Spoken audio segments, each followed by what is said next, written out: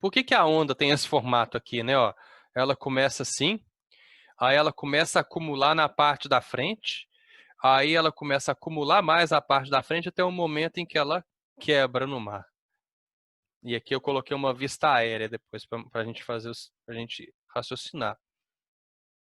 Quando a onda ela está propagando em um líquido e esse líquido está num recipiente, vamos supor um mar, né, com uma certa profundidade, h, a velocidade de propagação dessa onda, ela é a raiz quadrada da gravidade vezes a profundidade, tá? Então, a velocidade de propagação da onda dentro de um líquido segue essa equaçãozinha aqui. Quanto mais profundo, maior a velocidade. Compara essa onda aqui, ó. Vou dividir ela em duas partes. Essa parte de cá está dentro de uma profundidade h. E essa parte de cá está numa profundidade menor, não tá? Significa que a parte de trás da onda tem uma velocidade maior que a parte da frente da onda. Se a parte de trás tem uma velocidade maior que a parte da frente, o que vai acontecer com a quantidade de água? Ela vai se acumular aqui, ó. Então, a água acumula na parte da frente. Toda hora ela acumula na parte da frente, por quê? Porque a parte de trás da onda, vamos dividir de novo, ó. A parte de trás da onda sempre está numa profundidade maior que a parte da frente da onda, mesmo que seja um pouquinho, né? Porque a praia ela vai ficando mais rasa à medida que a gente aproxima da praia. Então, isso vai acumulando água na parte da frente da onda, até que esse negócio não se sustenta mais e a onda quebra. Tá? Então, é por isso que uma onda quebra, porque a quantidade de água na parte da frente fica tão grande que ela quebra. E isso acontece por causa dessa relação, ó. Porque a velocidade da água ali na superfície tem relação com a gravidade e com a profundidade. Vocês sabiam dessa? Por que que uma onda quebra? E por que que uma onda ela sempre chega paralela à praia? Quase paralela à praia, vocês sabem?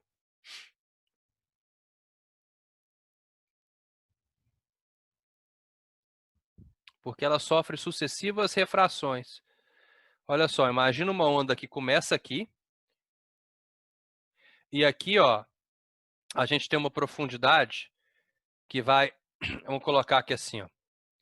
Essa profundidade aqui é a profundidade H1, H2 e H3.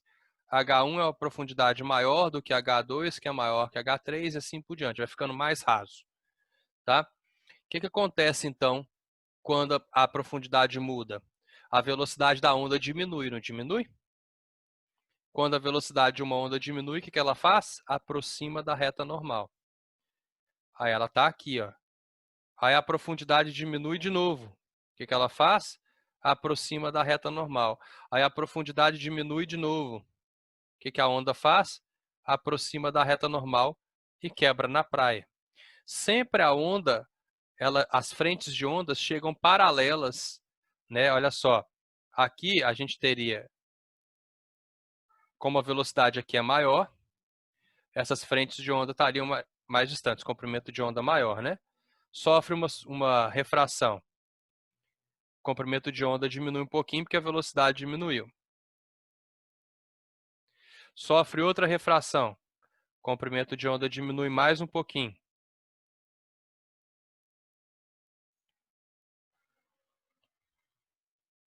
Sofre outra refração. As frentes de onda, a onda chega praticamente paralela à praia, lá, e com comprimento de onda bem pequeno. Então, ela vai sempre, a hora que ela quebra, ela está praticamente paralela à praia. Bacana, né? Tranquilo? Dúvidas? Não? Então, refração e reflexão já foi.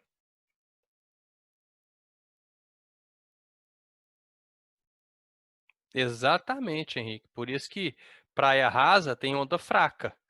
porque a velocidade da água ali é baixa, né? O que que seria ideal para ter ondas maiores e tal? Seria você ter uma praia com um desnível contínuo e que vai ficando cada vez mais profunda, tá? Para você ter ondas mais rápidas. E quanto maior for esse desnível, melhor, né? Porque aí vai acumulando a água mais rápido. Se a praia for assim, bem quase plana, tipo, já foi em Cabo Frio, Cabo Frio você anda, anda, anda, anda, anda, anda, anda, anda, a hora que você vê a água tá no joelho. O negócio não fica fundo, não. Então não tem onda. Porque não dá desnível, não dá essa diferença de velocidade. Uhum. Tem que ter uma praia que dá um desnível grande, assim, já de cara, para ter uma onda mais forte. Surfistas procuram essas praias, né? Procura. Quanto maior a onda, melhor para eles, né? Galera, interferência. O que é isso? Interferência é um fenômeno local, tá? O que é isso? É um fenômeno que acontece só em um ponto. E é um fenômeno que altera a amplitude da onda. Então, por exemplo, se for o som, vai alterar o Ô, volume da onda. Abud, Oi? você vai falar ainda de refração em corda? Mas é bem específico. Você tem alguma dúvida? Você quer que eu fale? Eu falo. Não, mas é que eu achei que caía muito, porque Né? Cai todo ano não. eu aprendo. Todo ano você aprende, mas já caiu alguma vez? Já viu? Não. É bem Mas eu já vi muito específico. exercício, por isso que eu tô te perguntando, mas É. Tá, vamos falar, não tem problema não. Quer ver, ó? Quer ver? Vamos colocar aqui. O que seria a refração em corda? Você lembra que eu falei que a velocidade de propagação da onda, ela depende de dois fatores, que é a força de tensão e da densidade linear da corda? Então imagina duas cordas, uma mais grossa assim, ó, e uma mais fina. Aí você cola elas com super bonder, assim, certo? Onde que a onda vai ser mais veloz? Nessa corda 1 ou na corda 2? na 2? É, porque se eu pegar aqui, ó, vamos pegar um pedacinho dessa corda 1 aqui e analisar. A gente vai ter uma certa densidade linear nela, né? Lembra que densidade linear é quantos quilogramas ela tem por metro, né? E aqui, se a gente olhar a densidade linear da corda 2, né? Vamos chamar isso aqui de Mi1 e aqui de Mi2. A gente pode ver que a densidade linear da corda 1 é maior que a densidade linear da corda 2. Como a velocidade é inversamente proporcional à densidade linear, então a velocidade em 1 é menor do que a velocidade em 2, inversamente proporcional. Troca os sinaizinhos, né? Então, se eu fizer uma onda aqui, por exemplo, ó, vamos supor que a gente tem uma onda se propagando aqui. Ela vai ter uma velocidade menor, desculpa, do que uma onda se propagando aqui.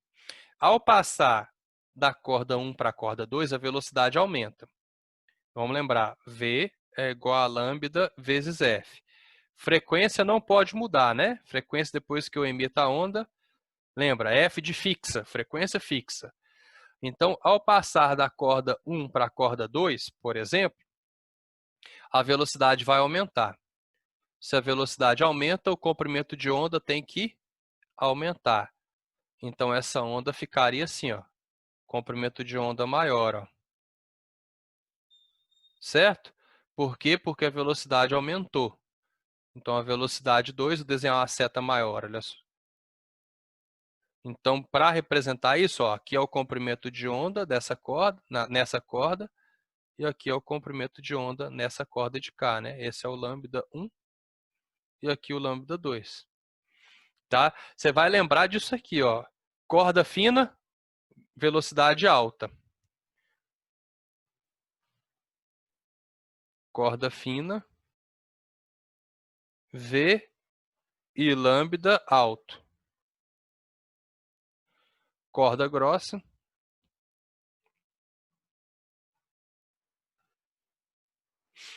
V e lambda baixos.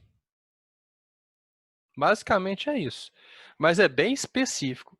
Tipo assim, a gente explica quando, né, mas é bom ser lembrado. Mas tem anos que eu não vejo exercícios caindo, né? Eu sempre pego os exercícios mais recentes do vestibular para fazer meus materiais. E tem uns 3 anos já que eu não vejo nenhum caindo.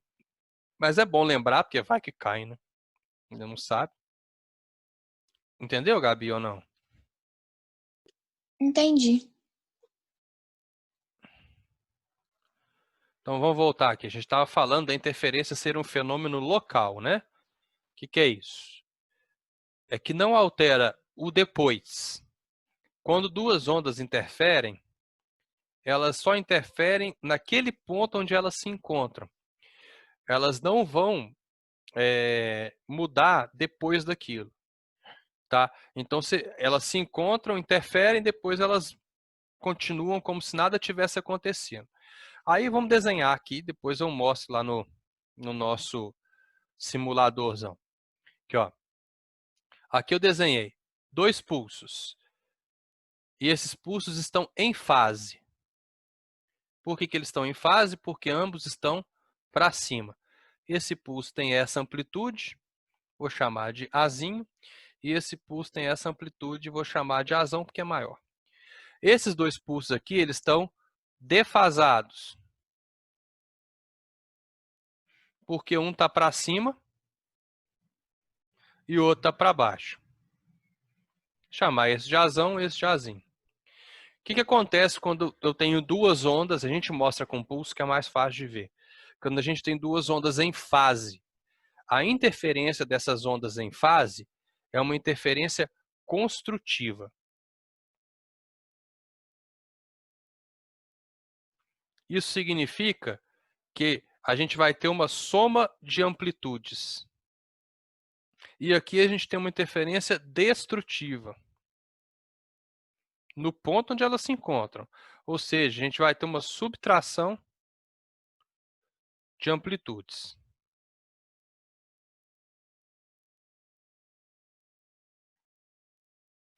Certo? Então pode haver interferência construtiva quando? Quando as ondas estão em fase. E pode haver interferência destrutiva quando essas ondas estão defasadas ou fora de fase.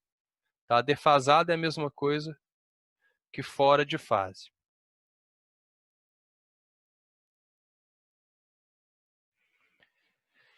Então, ó, esse pulso, vamos supor que esse pulso está vindo para cá, e esse pulso está vindo para cá. No momento em que eles se encontrarem, né, vai estar um aqui, ó,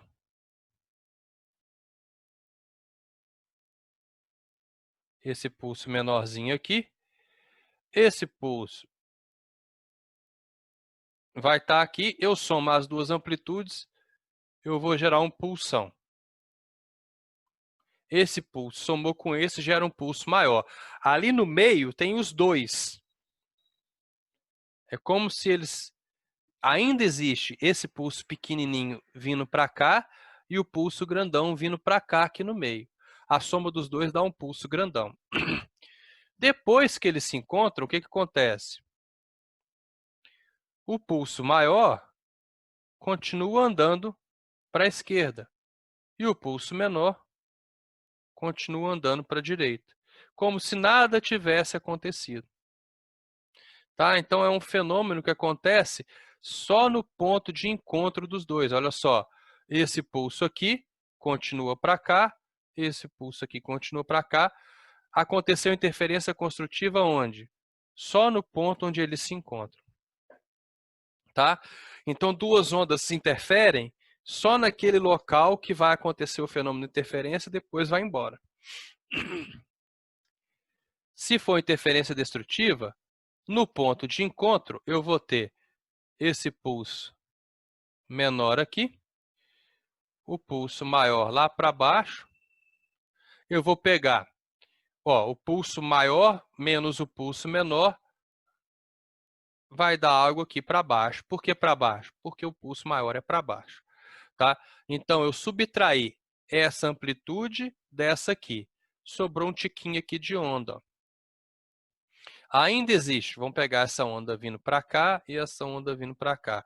Ainda existe, dentro dessa interferência, uma ondinha vindo para a direita, uma ondinha vindo para a esquerda, e elas estão se somando, gerando uma interferência destrutiva naquele ponto de encontro dos dois. E o que acontece depois? Nada. Não acontece nada. Depois da interferência destrutiva, essas ondas continuam a vida delas como se nada tivesse acontecido.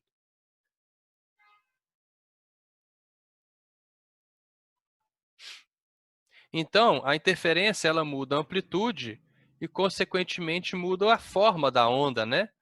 Porque a forma delas vai ser alterada, mas é um fenômeno local. Eu vou mostrar isso para vocês aqui no simulador, na prática.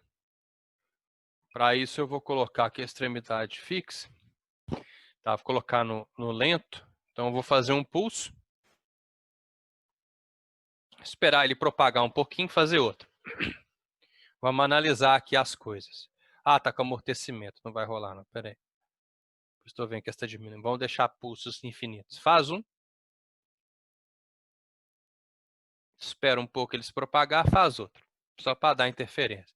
Ó. Aqui. Vamos lá, quer ver? Eu esqueci de pausar. Eu tenho dois pulsos fora de fase. Tá vendo? Esse aqui tá vindo para a direita e esse está vindo para a esquerda. Quando eles se encontrarem, viu que eles meio que somem? E aí eles continuam se propagando. Ó. Agora vai dar outra interferência destrutiva. Ó. Esse aqui está vindo para a direita e esse está vindo para a esquerda. Ó que bacana. Meio que sumiu. Interferência destrutiva. Agora eles vão como se nada tivesse acontecido. Tá? Então aqui eu estou simulando interferência destrutiva. Vamos simular uma interferência construtiva. Extremidade solta. Faço um pulso. Espera ele se propagar, faço outro. A hora que ele voltar, ele vai... Ó, agora tem dois pulsos e eles vão interferir construtivamente. Olha lá, formou um pulsão. E eles continuam se propagando. Agora vai gerar destrutiva, quer ver? Viu? Teve uma parte que é destrutiva. Agora vai gerar uma construtiva para baixo. Ó. Pulso gigante. E aí eles continuam se propagando. Então, o fenômeno local só acontece ali naquele ponto de encontro das ondas. Isso pode causar uma diminuição no volume do som, quando a gente tem duas caixas de som e elas interferem construtivamente ou destrutivamente. O ideal é que interfiram construtivamente, né, para aumentar o som que a gente quer ouvir, né?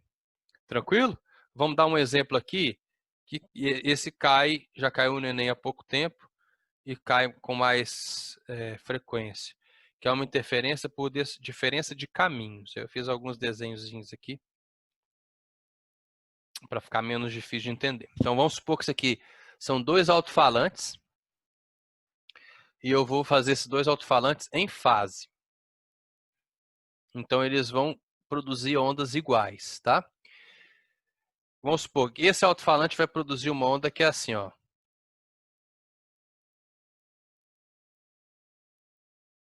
Como o outro está em fase, ele vai produzir uma onda igualzinho. Se elas se sobrepuserem, o que vai gerar? Olha só, está encontrando crista com crista, vale com vale. Crista com crista, vale com vale. Eu vou gerar uma interferência construtiva. Porque eu tenho alto-falantes em fase que estão percorrendo o mesmo caminho. O que é o mesmo caminho? Vamos chamar esse ponto aqui de ponto zero e esse ponto aqui de ponto x. Tá vendo? Então, as duas ondas estão percorrendo o mesmo caminho, de 0 a x. Não importa, é a mesma distância. Agora, se eu chegar o alto-falante de baixo um pouquinho para frente, esse alto-falante de cima vai percorrer um caminho e o alto-falante de baixo, a onda que ele emite, percorre outro. Existe aqui, ó, uma diferença de caminho, ΔX. Tá vendo? O caminho percorrido pela onda de cima é diferente do caminho percorrido pela onda de baixo. Vamos ver o que acontece. Vamos desenhar essas ondas de novo. Ó. Crista, vale, crista, vale. Eles estão em fase. Eles continuam em fase. Então, esse cara vai fazer crista, vale, crista. O que está acontecendo? A crista da onda de baixo está encontrando com o vale da onda de cima. A crista da onda de cima encontra com o vale da onda de baixo. Está vendo que está gerando o quê? Uma interferência destrutiva. Por que gerou uma interferência destrutiva, gente? Porque a minha diferença de caminho, tá vendo? Ó, essa diferença de caminho, ΔX, ela equivale a meio comprimento de onda. Concorda? Eu cheguei o alto-falante para frente, eu criei uma diferença de caminho igual a meio comprimento de onda. E aí, o que era crista com crista virou crista com vale. O que era vale com vale virou vale com crista. Então, toda vez que o ΔX, ou seja, a diferença de caminho, for igual a meio comprimento de onda ou múltiplos de meio comprimento de onda, como assim? Pode ser 1,5 comprimento de onda, 2,5, 3,5, 4,5, 5,5. Sempre que tiver meio comprimento de onda aí na jogada, pessoal, você vai ter uma interferência destrutiva quando as ondas, quando os alto-falantes, quando as fontes estiverem em fase. Agora, vamos colocar essas ondas, essas fontes, fora de fase. Defasados. Significa o quê? Crista com vale, com crista, com vale. Se está fora de fase, enquanto esse faz crista, esse faz vale. Crista, vale. Crista e assim por diante. Eu gero uma interferência destrutiva. Vou aumentar aqui. Destrutiva. Então, alto-falantes, fontes sonoras ou fontes luminosas defasados, sem diferença de caminho, porque aqui os dois estão percorrendo a mesma distância, não estão? Ó, é a mesma distância, de 0 a x. Não tem diferença de caminho. Fontes defasadas, então, vão gerar interferências destrutivas. Agora, aqui eu gerei uma diferença de caminho, olha que bacana. Esse cara vai percorrer, né, de 0 a x, e esse cara aqui vai percorrer um pouco menos. Existe aqui um ΔX de diferença de caminho. Olha que bacana. Esse ΔX vai consertar as coisas, porque era crista, vale, crista, vale. Esse cara não emite primeiro uma crista, esse de baixo, primeiro um vale? Então, vale, crista, vale. Ó, então, quando eu cheguei esse carinha para frente, ΔX, eu acabei criando uma interferência construtiva.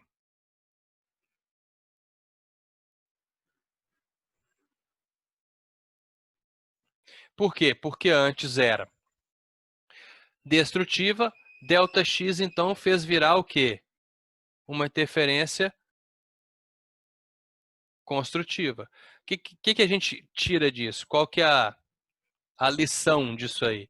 É que quando o ΔX for igual a meio comprimento de onda, ele muda o que tinha antes.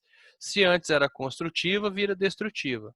Se antes era destrutiva, vira construtiva.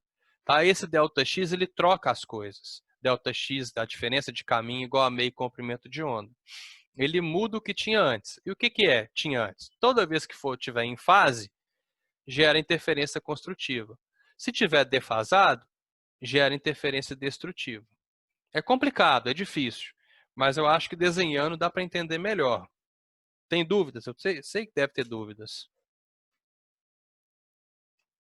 Vou dar um exemplo aqui para vocês. Eu não tenho, não. Isso aí acontece Eu quando, também não tenho, não. Pode falar, Milena. isso aí acontece quando tem som funcionando.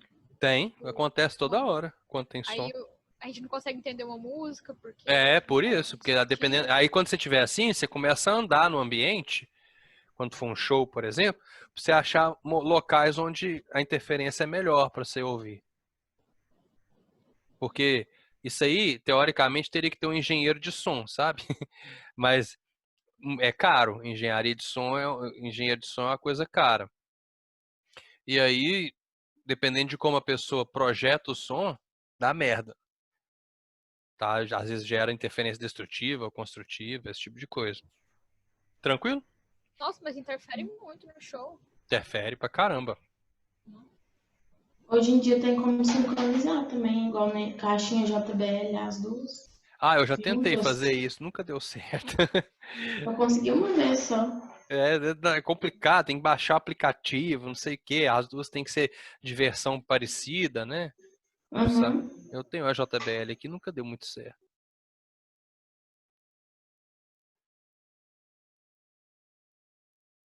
Então, ô Henrique, quando o ΔX for múltiplos de meio comprimento de onda, eu não gosto de colocar essas fórmulas complicadas, não, tá? Então, se for meio, 1,5, 2,5, 3,5, faz a conta, deu meio no final, ele está trocando. Se era construtiva, vira destrutiva.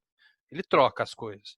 Se não der meio, se der um comprimento de onda, 2, 3, 4, conserva o que era. Se era construtiva, continua construtiva. Se era destrutiva, continua destrutiva. Certo? Não precisa ficar decorando fórmulas complicadíssimas, não, porque aí uma fórmula é assim, e ΔX é igual a N, né, vezes lambda. Aí não troca. Mas se o ΔX for 2N menos 1, que multiplica lambda sobre 2, vai complicando as coisas, é bobagem. Então olha para esse meio aí. Se tiver um meio na coisa é porque está errado. Tá trocando Tô trocando o que era antes. Começar com difração.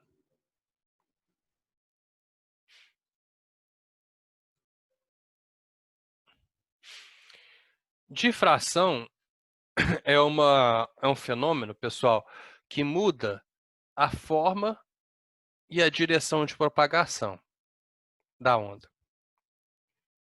Então, o que é a difração? É a habilidade da onda de contornar um obstáculo, de passar por um obstáculo. Habilidade da onda de passar por um obstáculo.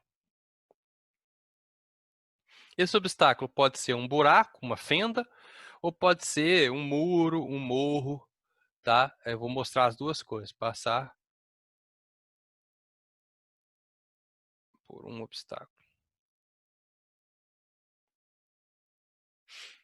Por exemplo, aqui eu tenho uma onda, desenho um raio de luz, e aqui ele quer passar através desse buraquinho. Então, a primeira coisa, eu tenho que desenhar as frentes de ondas ali para eu me situar, né?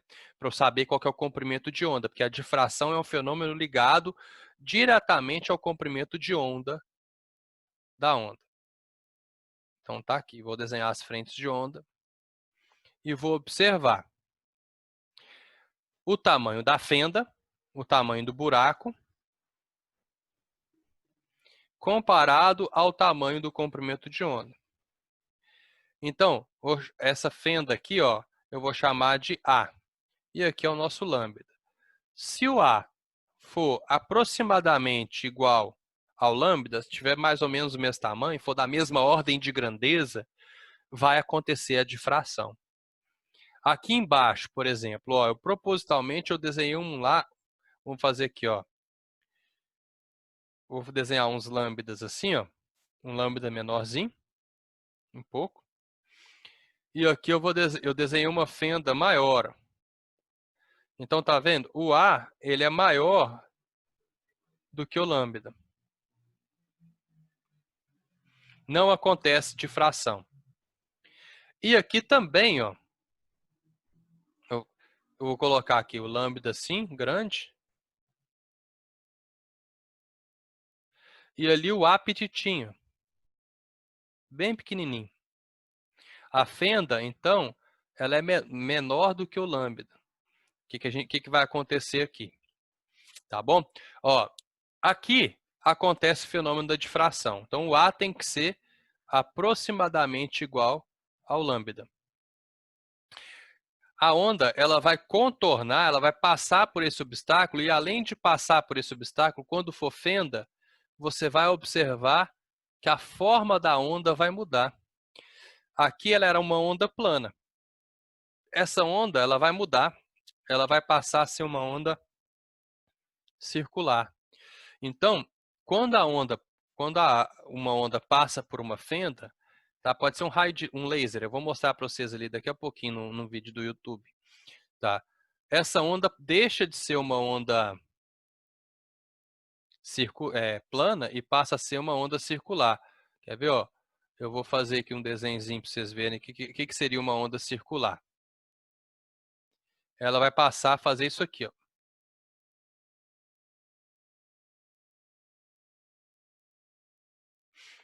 Tá, aí eu só apagar aqui. Ó. Então, ao passar pela fenda, ela vira uma onda circular e a gente fala que ela foi uma onda difratada.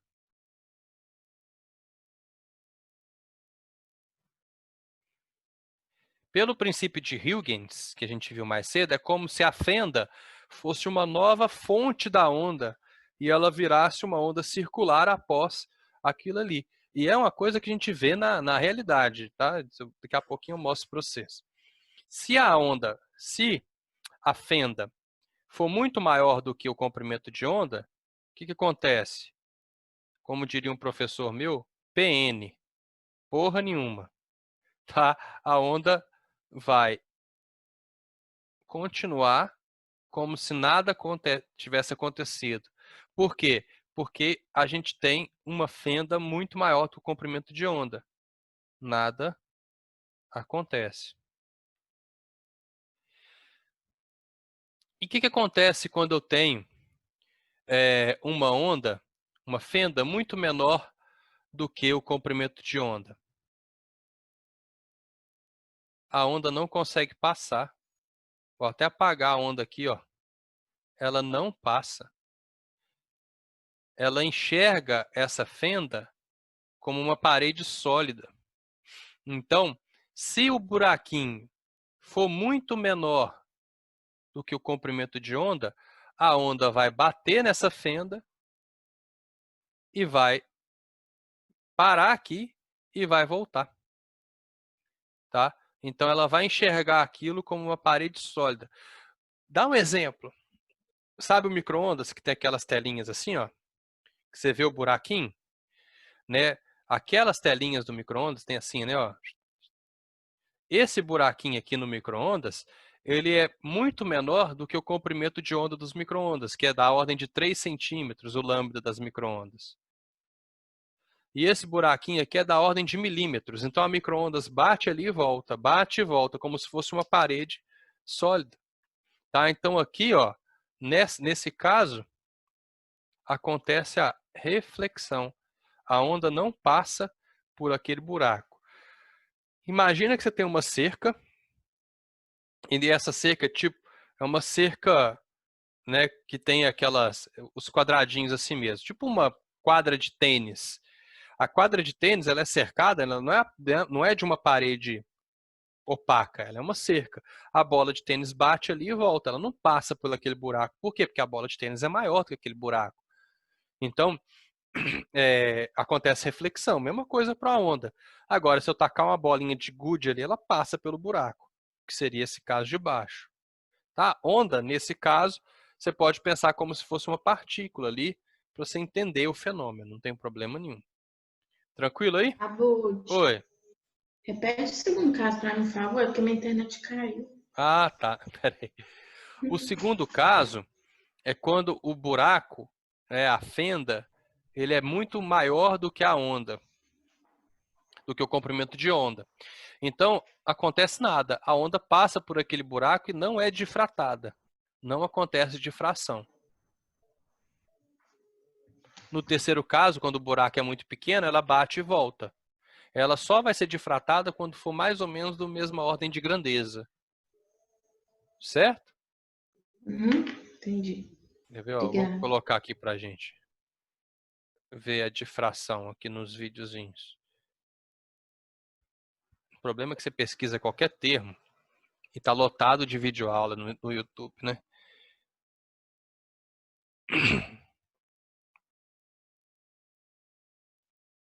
Deixa eu ver se essa aqui é o da USP, que eu pesquisei mais. É.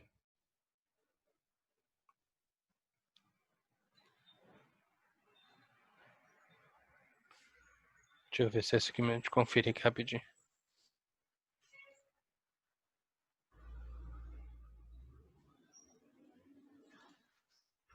Isso mesmo.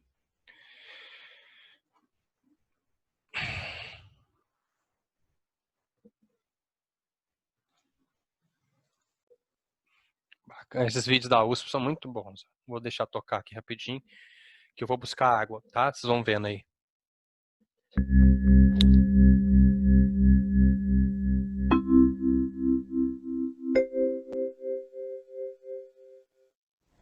Nesta experiência usaremos um laser, um anteparo branco em um suporte ajustável, um suporte para slides com diferentes materiais, fendas e orifícios de dimensões variadas. Iniciaremos ligando o laser de luz monocromática verde colimada e coerente.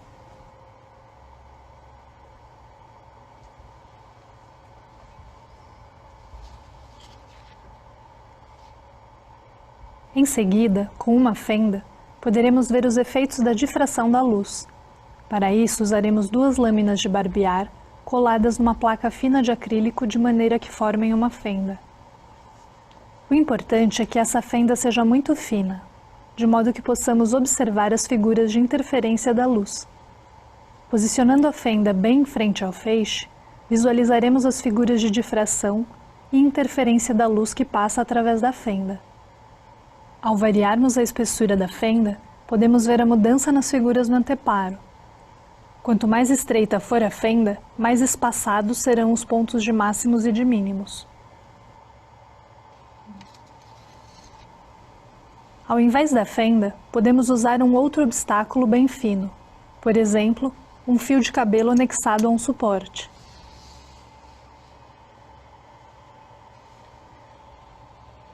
Posicionando-se o fio bem em frente ao feixe, podemos visualizar o mesmo tipo de figura.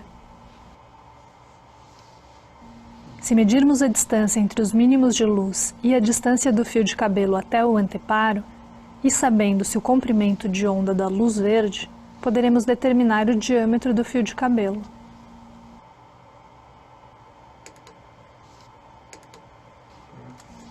Por fim, usaremos um slide com diversos tipos de fendas simples, fendas duplas e orifícios variados. Cada tipo de fenda ou orifício produzirá uma figura diferente na tela. Assim, veremos que quanto mais fina for a fenda ou orifício, mais espaçada será a distância entre os máximos e os mínimos de luz.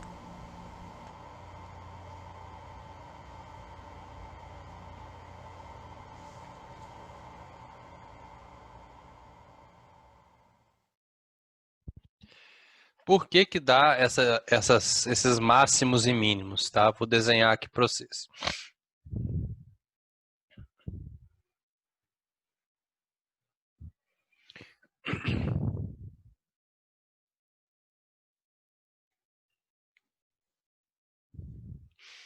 Então é assim.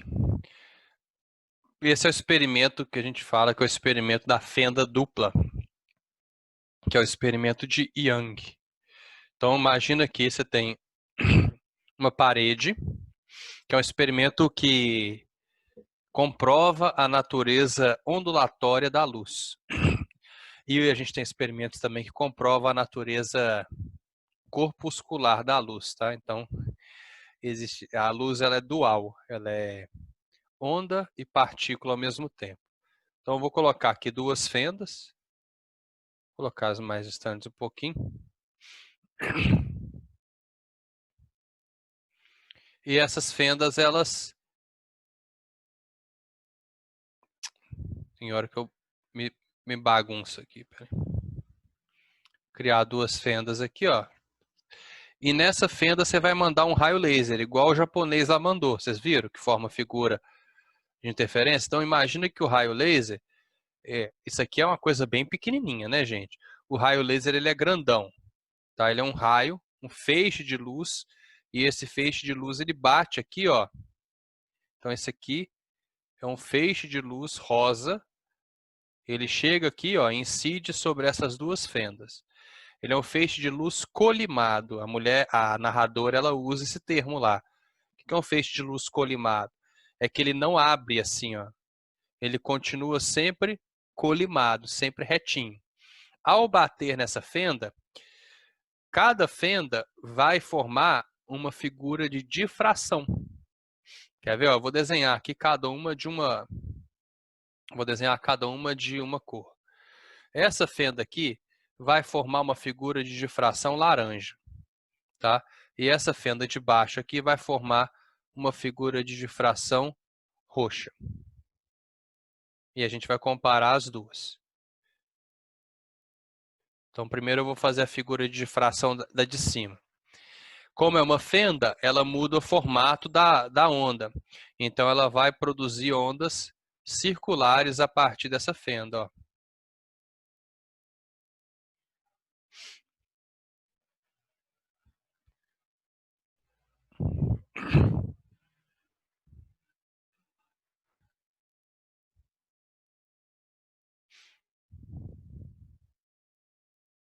Tá? A fenda de baixo eu vou desenhar de roxo, né, que eu falei.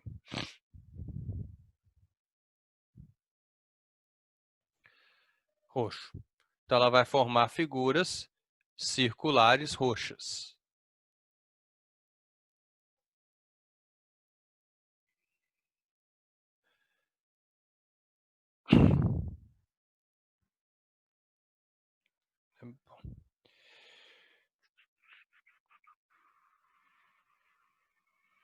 E aqui a gente apaga de cá, porque é só do lado de lá que isso acontece, né? Olha só. Cada círculozinho desse que eu fiz, ele representa a crista da onda. Então, aqui, ó. Aqui eu tenho uma crista. Aqui eu tenho outra crista. O que existe entre duas cristas? Um vale. Então, entre duas linhas dessa, no meio entre duas linhas dessas, eu tenho um vale. Olha que bacana. O que está acontecendo aqui?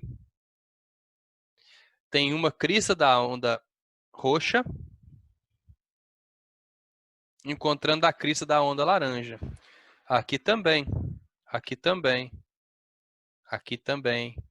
E assim por diante. Tá vendo? Esses pontos que eu estou fazendo em preto são pontos onde eu tenho duas cristas se encontrando.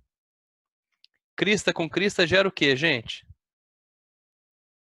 Interferência. Então, o que eu marquei de preto é uma interferência construtiva. Vou marcar de azul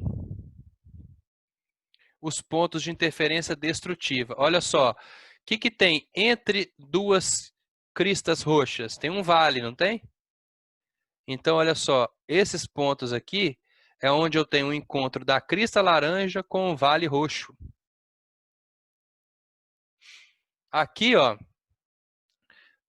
eu tenho crista roxa com vale laranja. Tá vendo? Esses pontos azuis são pontos de interferência destrutiva. Por isso que na parede, se você colocar uma parede aqui na frente, o que você vai ver? Você vai ver, né, a onda rosa você vai ver ela assim, ó, você vai ver um ponto colorido, um ponto escuro, um ponto colorido, um ponto escuro, um ponto colorido e assim por diante. Você tem máximos, e esses máximos são o quê? Pontos de interferência construtiva.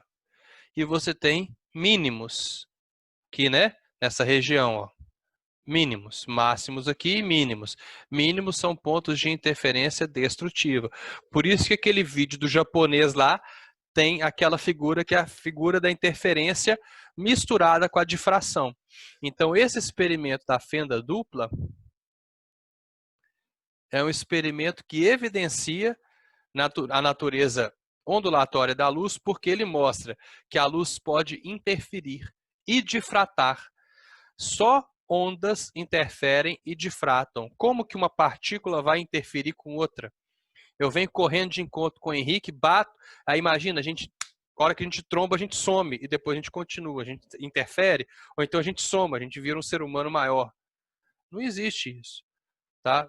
Interferência acontece só em ondas. Ou eu vou correndo em direção a uma porta que tem quase o mesmo tamanho que eu. Aí a hora que eu passo por ela, eu espalho. Não, né? Isso aí, a difração só acontece com onda, não acontece com partícula. Ia ser massa se partícula pudesse interferir, né? Tá? Então isso não acontece, só acontece com ondas. Tranquilo? Ô, Abud, Oi. no caso, onde que seria o nó aí?